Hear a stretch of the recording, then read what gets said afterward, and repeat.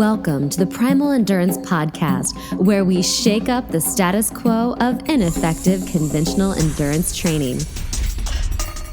Enjoy an assortment of expert guests, where we cut to the chase and give you the unfiltered scoop on what it takes to go long, have fun, and stay healthy. And now, here's your host, Brad Kearns. Hi, listeners and viewers. Welcome to the podcast. And yes, for the very first time, we're going to do it with video so we can put it on YouTube and have it not just be an audio file. So if you're enjoying listening to your podcasts on the mobile, on iTunes or Stitcher, that's great. But if you're one of those that likes to get the enhanced video experience of my emphatic expressions and hand gestures when I'm answering questions, hey, here we are with our first Primal Endurance podcast Q&A session on video with your host, Brad Kearns. And if you're listening, I'm wearing a yellow sweater and looking right into the camera. And boy, is this going to be a fun journey because we have a ton of very clever, insightful, interesting questions from Primal Endurance readers. And I will say that that's one of the prerequisites here is you got to read the book, because a few of the questions that have come through have been basically asking what's exactly presented in a very simple manner in the book. And then I get to write a flippant email response like, hey, read the book and then come back to me if you have another question. But for now, let's consider some of the concerns that these readers are sharing, because I think they'll be applicable to many athletes, especially the way they express some of the nuances and understandings and even the insecurities and fears that people have adopting a new method of training, which are very valid. So we'll get right into it with the first question is from Andrew. At 48, I'm managing a few chronic injuries. I find myself limited mostly to mountain biking for fun and exercise. Now, mountain biking in Colorado is tough, very tough, with steep technical climbs, the whole thing. So when I strive to keep my heart rate at the aerobic max, which is 132, I find it impossible. Do you have any advice? Should I train more of the stationary bike to keep my heart rate aerobic and then use my MTB rides as races? Thank you. So this comes up so often that people complain that they just can't keep their heart rate down that low. That maximum aerobic heart rate is quite a bit lower than most all the endurance athletes out there, even casual people in the gym, all the way up to serious competitors, just can't seem to get it into that groove where it's easy to keep it that low. And then they'll blame the terrain like Andrew's doing, that the climbs are so steep that I can't help it. And so my first answer is go into the bike shop and have them put on a new chain ring that's super easy, the granny gear. And I had to do that in my career as a professional when I was training on the road in triathlon, and we'd get some of the tough climbs in Los Angeles. And literally, because you didn't have enough gearing, you'd be struggling up the climb and your heart rate would get up and over limit. So they make really big chain rings for the back and really small ones for the front. And I had installed on my racing bike a 38-28, I believe, was the easiest gear I have. So if you don't know if that has no reference to you, this is a really easy final gear that you can default into when you really want to go up a steep hill without exceeding your maximum aerobic heart rate. So that's my first thing, is get the easiest possible gear and have that available to you on your bike so that you can keep those aerobic rides, because it is very important. Even exceeding aerobic maximum heart rate for a few short minutes, such as the final stages of a steep climb, can and will compromise the metabolic effect of the workout. Once your body kicks into sugar burning stress hormone mode from a few minutes or even a minute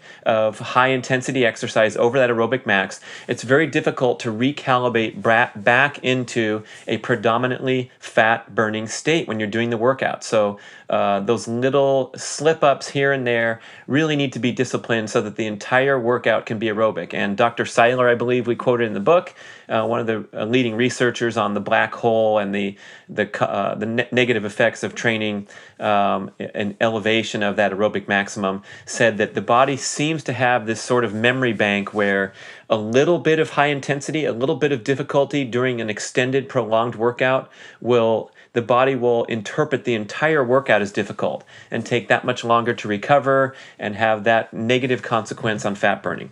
How's that sound, Andrew? So yeah, the other part of it is, sure, if you want to do an easy ride and you live in Colorado and you have major trails and climbs to contend with, you can do those low heart rate rides much easier in a controlled environment like indoors. Maybe not as much fun. So if you are planning to get out there, get the easy gear and pedal slowly. I mean, you can get really good at pedaling really, really slowly up climbs to regulate that heart rate. Just takes a little practice. Chris writes in, I've been having one major issue with a higher fat, low carb diet. My body cramps a lot more. Uh-oh. I've been cramping on rest days, frequently when I sleep and after training. I've been researching and trying to figure out why and come up blank. Do you have any suggestions? Okay, cramping, the topic of cramping is a very, it's a touchy subject because it's really difficult to determine the reason for cramping. Everyone talks about the electrolytes and your sodium and your potassium, and those things might have something to do with it. But even world-leading expert like Dr. Timothy Noakes kind of says that your body's really good at regulating electrolyte and hydration balance, and that's probably not a strong reason for people cramping. In other words, it's really, really hard to get that sodium deficient that you're going to go and cramp.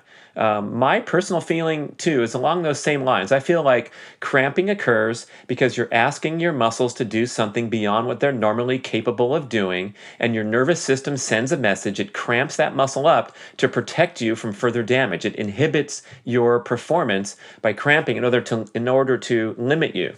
So if you're doing a training program that's too strenuous over a big picture, or you're doing a workout that's too lengthy and difficult for what your current state of fitness is, that's when you might find these cramping occurrences. Chris reports that he's cramping even away from training on off days, so it's an indication that maybe his overall stress patterns in his life are out of balance. And so the training combined with whatever daily living is too stressful, possibly combined with a suboptimal diet that could be deficient on certain electrolytes and other nutrients. One thing that people recently adjusting to Primal have to concern themselves with is the sodium issue, because when you go Primal and you eliminate those processed foods that are super high in sodium, a lot of Primal Paleo people find themselves needing to add back salt, good quality salt like Himalayan sea salt rather than the iodized salt, adding more salt back into the diet to get an optimal sodium balance. So there's one thing you could experiment with that I might be comfortable saying, even though I'm not a doctor and don't see you, is you could try to add a little more salt to your diet and do some heavy personal experimentation about what's causing those cramping and what possibly could be having the symptoms be relieved.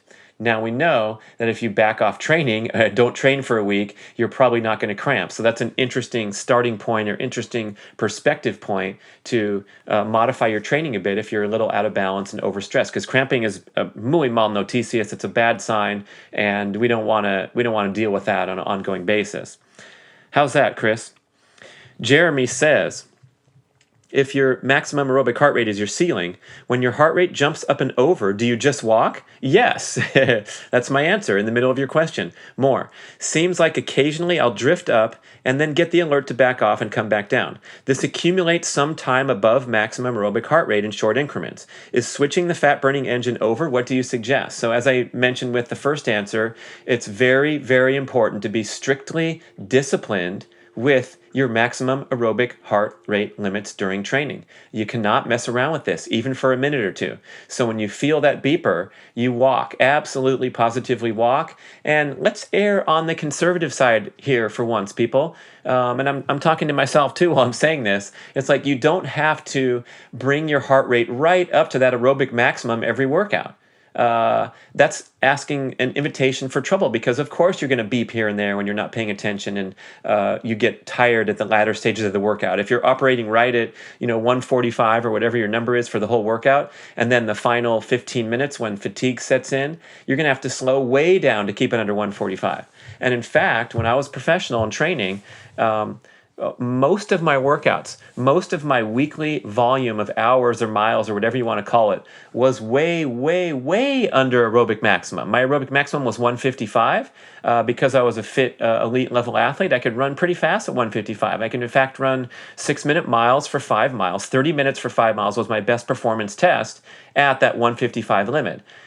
I was not running 6-minute miles every day during my runs, combining it with biking and swimming. In fact, I was running 7 or 8 or 9-minute miles. So frequently, my running heart rate would be 120, 125, 130. That's 25 to 30 beats below my aerobic maximum heart rate. Same with cycling. I would get out there and pedal and put in some good aerobic conditioning work at 100 or 105 or 110 or 115 heart rate, again with my aerobic limit being 155. So that was allowing me to build and stimulate all those aerobic energy burning muscular enzymes that kick into performance when you're going fast. In other words, even the slowest energy burning enzymes are recruited as part of your effort when you're going all out in a time trial. So training those low end aerobic numbers is very important and very helpful. And that goes all the way toward walking, because when you walk, it's an aerobic workout, and it absolutely is contributing to your aerobic fitness and your competitive fitness at race pace. Might not be as much fun as going out there and pegging it right at the limit. But again, you got to manage the stress balance of your overall training program, especially when maybe you're not feeling your best when you're heading out the door that day.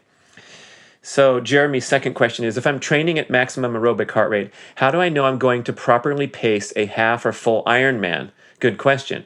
I'm used to going at 80% of my maximum power on the bike and 68% on the run, whatever, but I don't know if I could sustain that anymore. If all I know is maximum aerobic heart rate, how do I know what pace to race at? And the answer is, you don't.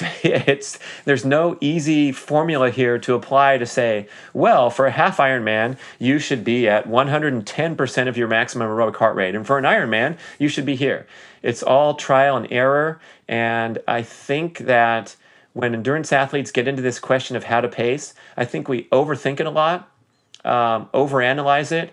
We're probably better at pacing than we realize. So when you start out, let's say on a half marathon run or a marathon run or a 5 or 6 or 7 hour event, such as a half Ironman or a full Ironman going 12, 13, 14 hours, you have this sense in the back of your mind that you're going to be going all day long. So those first 2 or 3 hours, if you're making any effort whatsoever, if you're feeling the breathing and the sweating, or you're feeling some fatigue in your legs, it's clearly obvious that you're making a terrible mistake with your pacing. So the idea is that you want to dispense your effort carefully so that you deliver the same performance over the course of the race. And in other words, even split your race. So if you look at like a 10K racer on the track, Kenenisa Bekele or Haile Gebrselassie, who broke the world record at 10K, if you look at their lap splits for a 25-lap, 10-kilometer race, when they break the world record, so the greatest performance in the history of humans, their splits are amazingly consistent. It's like 64, 65, 63, 66, 64, 65, 65, 65, 66, 62, 64, 63. So they're not blowing themselves out at the start, running these really fast miles, and then struggling into the finish line. They're delivering the exact same speed every lap for the entire race. Now, the first lap is vastly easier than the last lap. So if they go out in 62, they're talking, they're jostling, they're elbowing, it's no effort. But that last lap when the stadium's cheering and thinking that the world record's coming, they are giving it every single ounce of energy they have just to deliver the same pace they did on the first lap. So take that notion and put it into whatever race you're doing.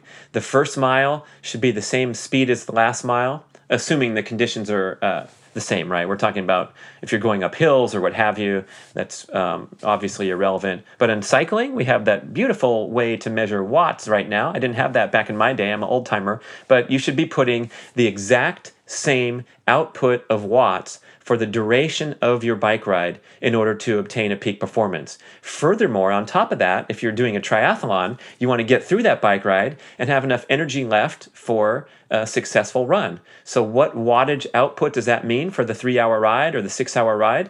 That's something that you have to experiment with in training. And remember Andrew McNaughton, well, we haven't published that show yet, but he was just saying the other day on a show, he was calculating his wattage for the bike ride in an upcoming triathlon and figuring out what he could do in training, but he forgot to do an all-out 25-minute swim before doing his wattage test on the bike. So when he started, this was for Wildflower, half Ironman, when he started out at Wildflower and got up to 280 watts or whatever his calculation was that he could hold for 56 miles, it felt too fast. Why did it feel too fast? Because he just banged out a really hard swim in a race. So there's a lot of different variables. And so he made the decision on the race course to back off from all his pretty beautiful little calculations that he'd validated in training workouts and slowing down just because he felt the circumstances of the race dictated and he forgot to calculate that swim in. So that's a really long way of answering that. You're just going to have to figure out on the race course through trial and error. And hey, again, err on the conservative side. Go out and do a half Ironman and take it easy on the bike, take it easy on the first half of the run. And if you're sprinting in the final 6 miles of the run and passing all these people, you can say, gee, maybe I should have gone faster on the bike. I could have got even further ahead or gone faster on the first few miles of the race. Same with the marathon. Most people fall apart at mile 20 or mile 22. That's an indication that they ran too fast for all those miles before the ones that really counted and really mess up their performance at the end. So, back off 10 seconds a mile. It's not going to kill you, and finish strong. And if you finish super, super strong, okay, go for a little more ambitious pace on the next race. How's that sound?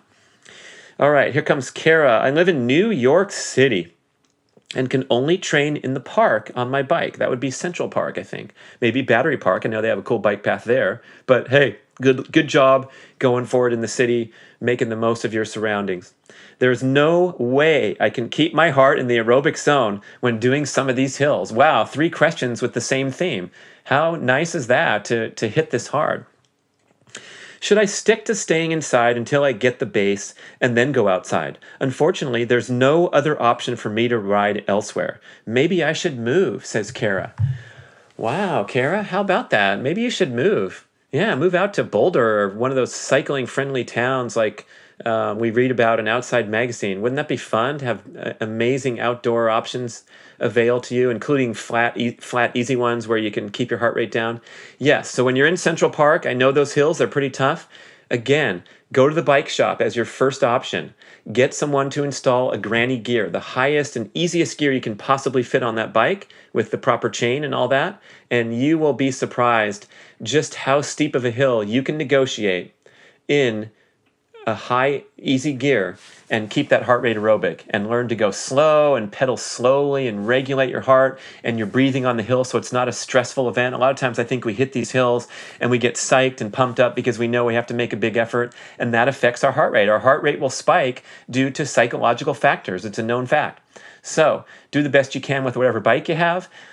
Do more indoor riding if you really absolutely can't moderate that heart rate outdoors, but I think there's ways you can do it outdoors. And again, I read about this cool bike path that's going in New York City that's flat, so whatever other options you can find. But indoors is a great option, absolutely. And moving, that's a great option too. New York City is a great place to visit, in my opinion. Seems like a tough place to live, especially if you're interested in endurance athletics and nature and being outdoors.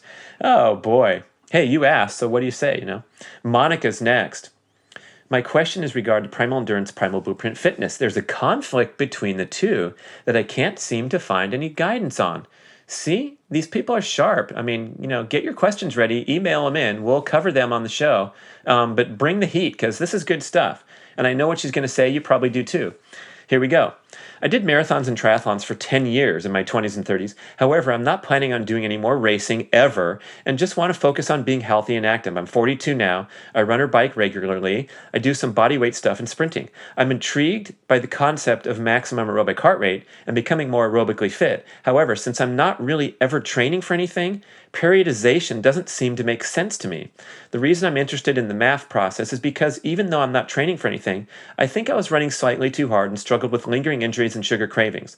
Slowing down has really helped. I've noticed a difference in recovery, hungry, mood, and so I'm sold. However, I'd still like to incorporate elements of sprinting and body weight workouts of Primal Blueprint Fitness because I really think they help me as well.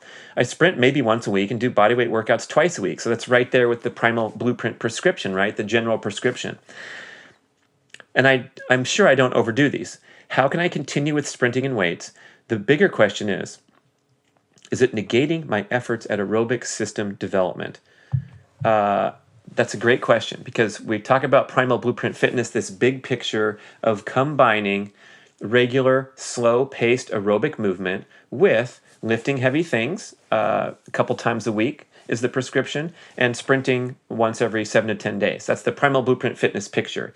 Then you have Primal Endurance, which is written and designed for people with specific competitive goals relating to endurance workouts. Then you bring in these pictures like a specified period of time to strictly focus on aerobic base building, no intensity, and getting into the nuances of just where intensity fits into the picture and having your maximum return on investment being that aerobic stuff. But that's because you have these specific competitive goals. So if you're a general person without race competitive aspirations, it sounds like Monica's doing the right thing by throwing those workouts in a sensible manner. But you know what? I think it can't hurt anyone to take this concept of periodization and apply it casually to your overall approach of how you get through a calendar year and achieve your fitness goals and keep your life and health in balance and never compromise it in pursuit of your fitness goals. So first thing is, I would strongly recommend anyone who's a regular, devoted exerciser of any kind, whether you're a competitive athlete or just casual, to take an off season, so to speak, possibly coinciding with the winter months where it's dark, it's cold, you're tired, your body is designed and calibrated to slow down and sleep more. That's a great period of time to just back off on your workout patterns, even go away and stay away from the gym or stay away from the roads for a couple, 2, 3, 4, 5 weeks, and just chill out and enjoy other parts of life that you've been neglecting, like whatever, digital entertainment or hanging out in the social gatherings that you miss because you're so devoted to your training during the other months. So you have this off season, this down period that allows you to build up and have higher highs when you're really training hard and perhaps going for your best body composition for the bikini season or whatever it is. So that's great. And in parcel to that, it's wonderful to take a specified period of time and nurture that aerobic base by backing off on the high intensity workouts and letting yourself develop aerobically without interference from those high stress workouts, even if they're really nicely conducted according to the Primal Blueprint rules and all that great stuff. You can do fine if you spend 8 weeks every year without touching a single weight or doing a sprint. And in fact, I'm doing that right now at Dr. Maffetone's urging. I'm skipping sprinting for 2 or 3 months because I felt like even though I was getting in great sprint shape and performing some good workouts, that it might have been compromising my recovery and interfering with my aerobic development, just because sprinting is a really high intensity session and the benefits are fantastic. You can get really fit really quickly with sprinting, but you can also struggle and get into downward patterns when you're overstressed. So no problem with that. And I guarantee you that when you go back and hit those weights or go return to sprinting for the first time after an aerobic period of 6 or 8 weeks, you will feel great. Your body will feel strong. You'll perform really well. Okay, it might take a workout or two to get really back in the groove where you're not sore the next day and all that, but it will benefit your strength training and your sprinting to do that aerobic development. Sound good? And now it's time for Jenny. I spend almost all of my time training at maximum aerobic heart rate for Ironman. My run pace decreased about a minute per mile, and then it plateaued. What I don't understand is that if my MAF pace should continually improve, or if I've reached capacity. My functional threshold test this year bumped my heart rate zones about 10 beats a minute, but then this takes me above MAF heart rate for my age. Interrupting here from the question. Yeah, this stuff in the laboratory, whatever they're calling it, functional threshold test, bumped my heart rate zones to about 10 beats a minute. That's why Primal Endurance sides with Maffetone and keeps this thing simple and conservative rather than these calculations, which I have to challenge. I know there's good science behind it, but bumping your heart rate zone up 10 beats because you perform better in some laboratory tests is nonsensical to me. Your aerobic heart rate is what it is. It's the point where maximum aerobic benefits occur with a minimal amount of anaerobic stimulation.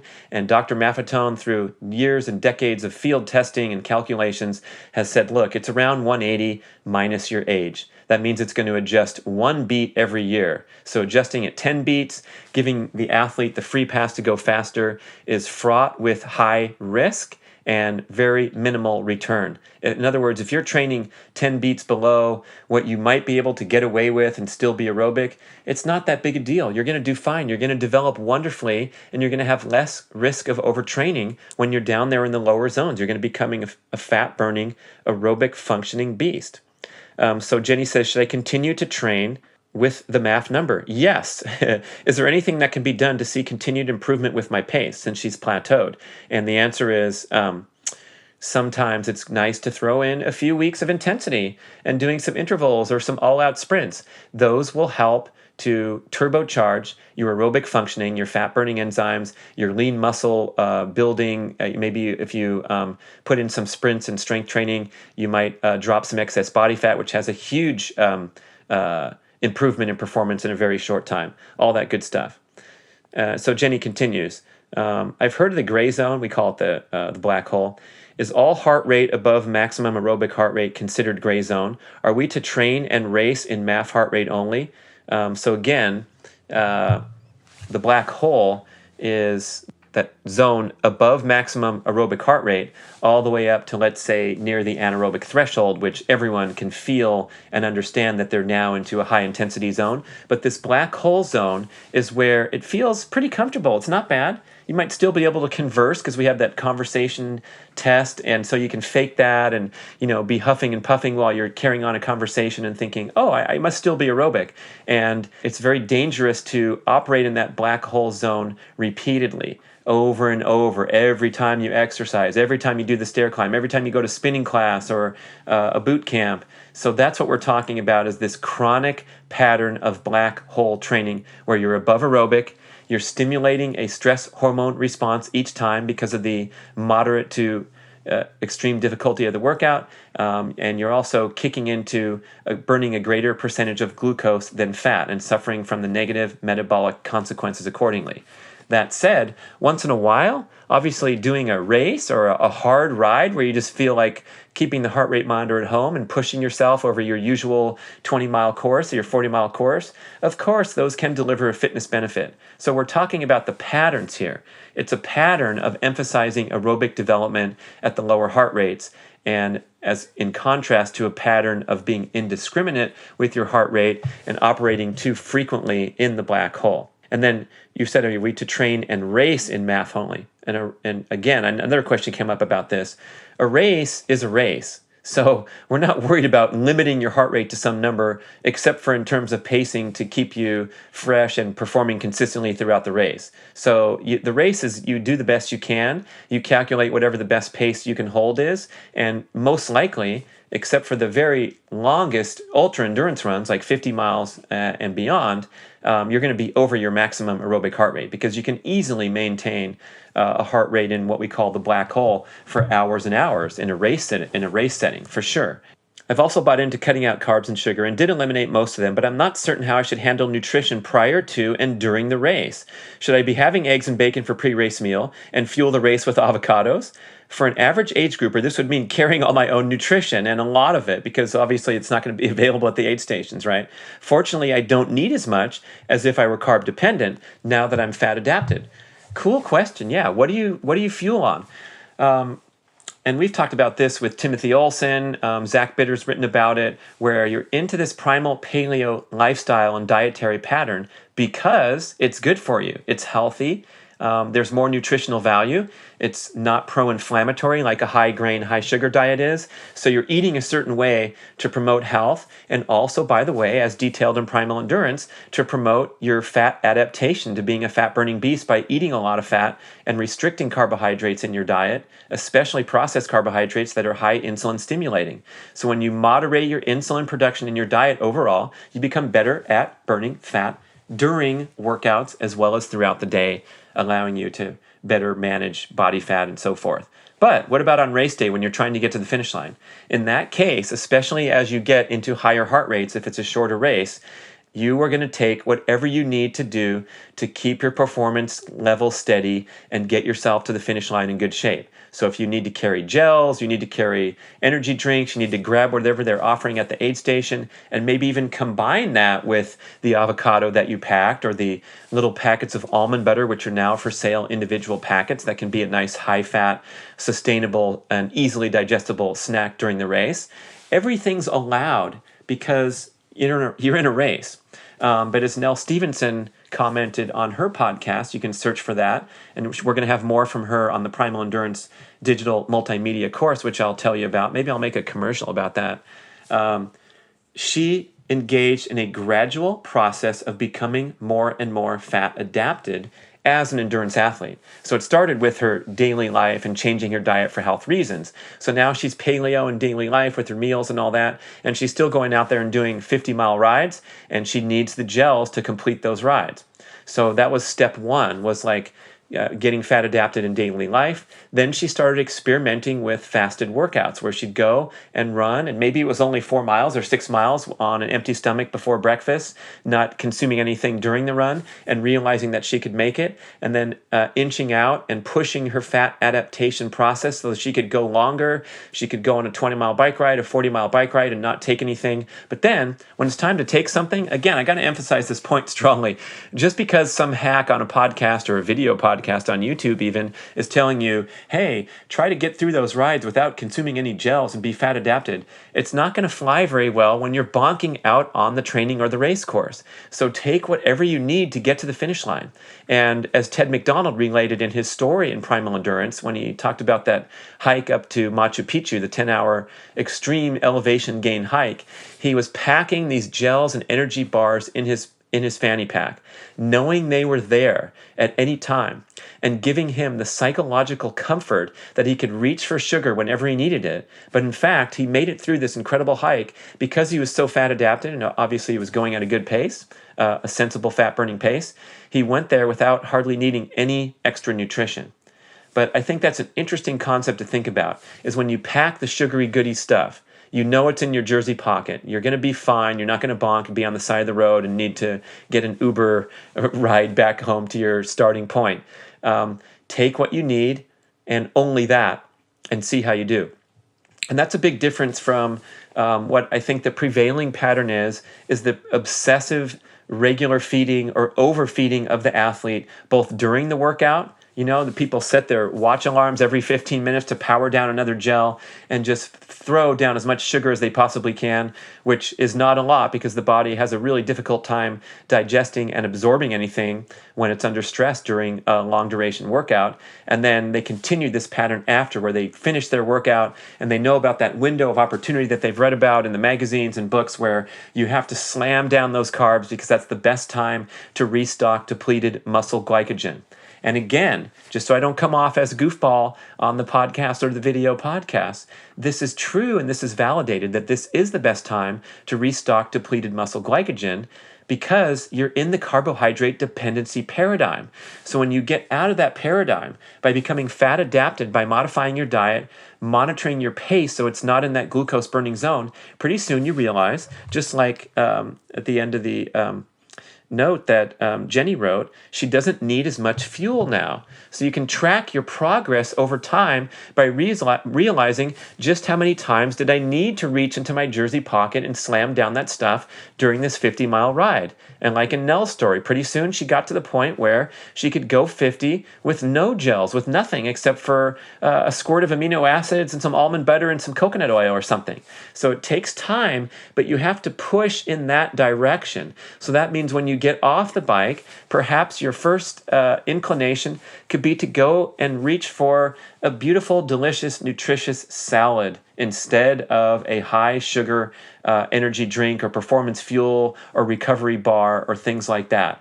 And that will rewire your appetite hormones, as Dr. Kate Shanahan said in detail in the book, and she's talked about this topic on our podcast as well, that will rewire your appetite hormones, namely ghrelin, which is the key hunger hormone, to calibrate away from sugar dependency and into a more fat-adapted state. The reason is because exercise has an extreme effect on your appetite hormones and your metabolism. So when you deplete yourself through a long duration workout, you are in a very vulnerable state. That's why you don't go shopping when you're hungry, right? Because when you go to the grocery store and you're starving, oh my gosh, look what's going to go in your basket. All this crazy stuff that's driven by the immediate cravings, the hormonal cravings that are happening right at that time when you're shopping hungry. Same with when you finish a workout. When you're in that fragile state, try to calibrate and nourish yourself with high nutrient value foods instead of sugar, and then your appetite hormones and your brain will realize and expect those things because they are nourishing and satisfying at that time when your body really needs good nutrition. Sardines, Some people hate them. A lot of people hate them, let's say. Some people like them. But let's say you finish your workout. You're starving. You're famished. You're thinking of Skittles and root beer floats. But you come home and peel open a tin of sardines and wolf those down. Guess what? It's going to be better than nothing. It might even taste better than you ever have tasted sardines before because you're so hungry and depleted. So when you fuel your body with something that's nutritious, when you're depleted, you're going to set the tone for a greater appreciation of that food in that silly example, but also a greater appreciation for fat and being fat adapted rather than being sugar dependent. So I got onto that nice tangent on Jenny's question, but that was all with her asking about should she have bacon and eggs for breakfast and fuel the race with avocados. And I think that's a great strategy. Why not? If you're fat adapted already, but make plans and make contingency plans where if you need the sugar, you can go for it. Okay, let's take a couple more, and then we will save the rest for the next Q&A podcast. And I'm sorry, for a while I was pasting them in the wrong order, so some of the more recent questions are being read on this podcast, and some of the older questions are still lingering here, and we're going to run out of time. So I'll correct that in the future, and we'll have the longest waiting questions will be answered sooner. But right now, Sarah Graham and Ben says, I did my 4-week math test at the track last week, and it was worse than my original one by 10 to 20 seconds. This really shocked me because my times have been getting noticeably faster on some of my favorite trail routes that I do regularly by 1:20. That's nice. 1:20 per mile. I have no idea how to explain the track results. Maybe it was fatigue from a stressful work week last week, my cycle being due 1 day later as opposed to the first test when it was due 2 days later. Needless to say, I was super disappointed. There may have been tears, she says. She's joking, but I like her vulnerability here because I've been so diligent with heart rate training, and I'm sure you know how frustrating it is to try to do long, hilly trail runs and with a watch yelling at you to slow down for anything but a downhill. I'm doing a 50K in May, a 50K in June. I'm doing a fast pack of the Hard Rock 100 course with 33,000 feet of elevation gain over 3 days in July.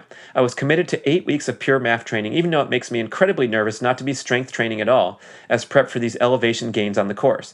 But after the test last week, I'm at a loss for what to do. I've thought about bumping up to 141 and wonder if that's where I should have been all along. In other words, bumping up her math number higher than 180 minus her age, perhaps, or giving herself that 5-beat allowance for having great success in the past. And in fact, we don't talk about that much. It's written in the book, but when we keep talking about 180 minus your age, 180 minus your age, Dr. Maffetone does offer an assortment of adjustment factors for certain populations that might want to play with that number a little bit. So there's an add 5 allowance for certain people, and they're defined as people who've had great success over the past couple of years, no injuries, no illnesses, no setbacks, constant progress, success on the race course, no complaints, feeling great. Yeah, okay, maybe you can bump it up 5 beats. There's a -5 for people that have had recurrent injuries, struggle, fatigue, illness, burnout, anything like that in recent past. You even want to go down 5 from your 180 minus your age number. And there's a -10 calculation for people that are recovering from major illness, surgery, injury, time off, extreme struggles, extreme complaints about fatigue. And also, he puts in here, taking prescription drugs is asking you to subtract 5 or 10 from your math number because those have an adverse effect on your training heart rate. Interesting. Not too many people in the +5 category. So think about that, Sarah. Wondering if you should bump up to 141. I'm really worried about not being ready for hard rock in terms of climbing strength. So she's worried about dropping the strength workouts and just doing aerobic because the climbs are so hard. And I'll challenge that one. I think you'll be much better off building your aerobic system for a 3-day, 100-mile journey in the mountains than you would be stressing yourself in the gym. Although, of course, as we've talked about before, the strength training, the high-intensity strength training, putting your body under load, does have a direct and beneficial application to your endurance, but if and only if you have developed a strong aerobic base. And if you can improve that MAF time and get the time down and become more efficient fat burning, that's going to have a greater payoff than banging out some good workouts in the gym because of the nature of your goal. You're going for 100 miles over 3 days. It's 99.999% in endurance performance, and the 0.0001 on how strong you are and how impressive your squat workouts have been. Okay, I don't care how I do in the 50Ks. I'm treating those as training for hard rock. I do as much climbing as I can for all my runs here, but again, they're so slow because of the heart rate. Oh, and I actually wrote her a nice answer because her races were coming up. I wanted to make sure she was going to get the information timely. So let's see what BK says on the answer. Hey, Sarah, a race is a race. So you'll be able to dig deep and support your friend. Oh, she was pacing someone. That's why she was really worried about falling behind on her race performance.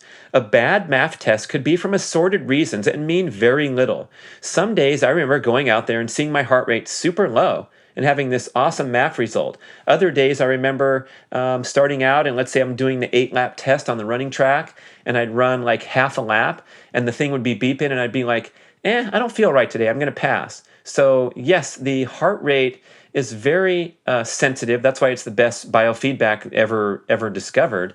For example, if you have a drink of coffee before your workout, the coffee, the central nervous system stimulant, the caffeine, will elevate your heart rate, and that will be reflected when you set out on the course to run. So caffeine and things like that are going to actually cause you to run slower, theoretically, because your heart rate is artificially elevated, not from the work alone, but from the stimulant. You should try the test on a day when you wake up full of energy, are caffeine and stress-free, and see if you get a better result. There's no sense fooling with the numbers.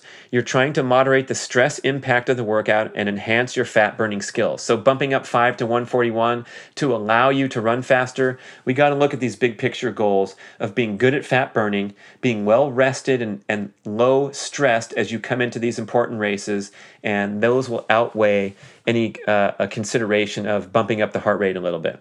The stress and anxiety you express won't help you as you approach the race date with your stress balance training. The mind needs to relax too. You can take comfort knowing that you don't have to simulate the race experience over and over in training. You can just train sensibly, live healthily, and then throw down a big effort on race day. Does that make sense?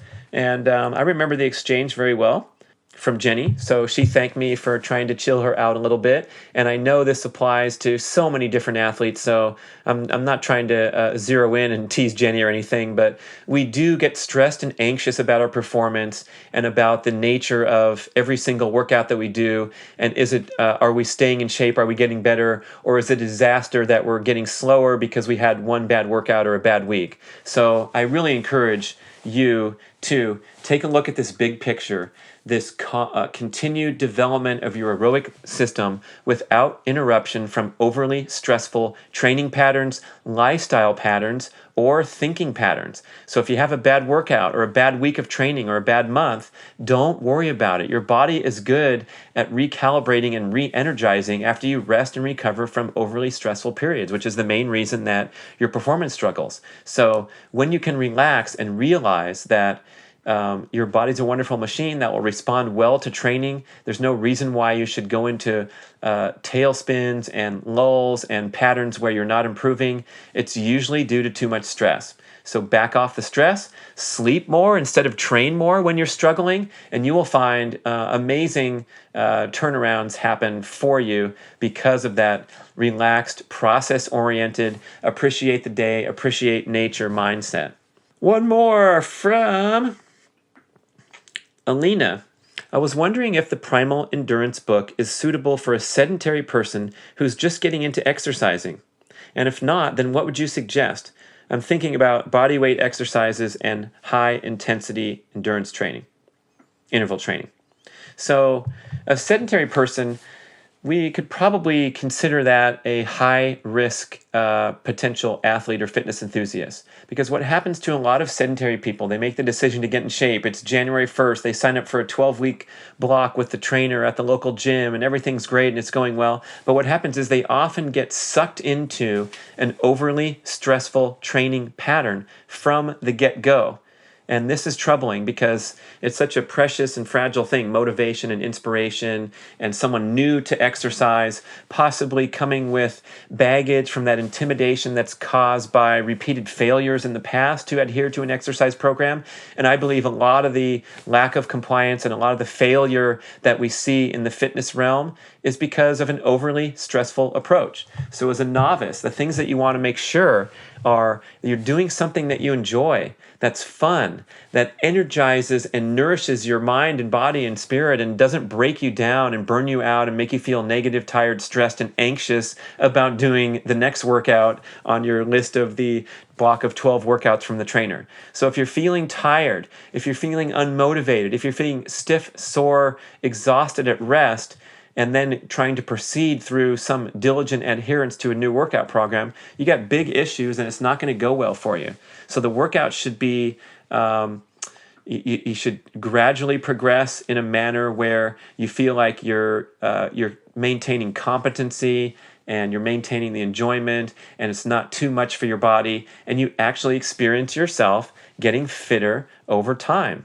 So let's say if right now all you can do is walk around the block 15 minutes, that's a fantastic accomplishment. Don't let anyone tell you otherwise or set artificial goals like, okay, well, you can only walk around the block, so by the end of the month, I'm going to have you running 5K. And I'm joking around, but I'm also serious because you see these group training programs that are so popular for marathon running, triathlons, ultras, they apply to all over, and they will take a group of unfit people, of novice people, they sign up and promise in 6 months' time they will triumphantly cross the finish line at a marathon. And yes, they do it. The people do it. They push themselves through these training patterns that are vastly overstressful considering their age and body composition and experience level.